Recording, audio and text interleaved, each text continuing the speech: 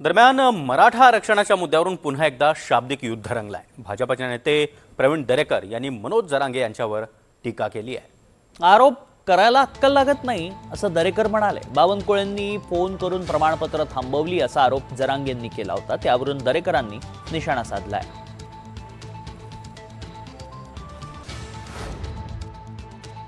वाटोळ करायला लागला तुम्ही त्या दही अंड्याच्या। आता तुम्ही याचं त्या जिल्हा परिषद सदस्याचं वाटोळ करून टाका। ह्या लेकरांचं पाप कोण डोक्यावर घेणार आता? फडणवीस तुम्ही का? त्या बावनकुळ्याचं सांगण्यावर बावनकुळ्याचं पत्र देतो, इन्व्हेस्टमेंट करून दिलं त्यांनी, त्या नोंदी रद्द करा म्हणून।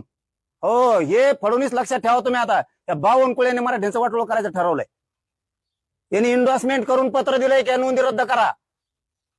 तुमचे निवडून नाही आले म्हणून तुमच्या निवडणुकीसाठी माझे मराठी लोक मारणार तुम्ही? मला वाटतं आरोप करायला काय फार अक्कल लागत नाही। कोणी कोणावर काही आरोप करू शकतो, पण ज्याला सिस्टीमच समजून घ्यायची नाही त्यांच्यावर काय बोलणार?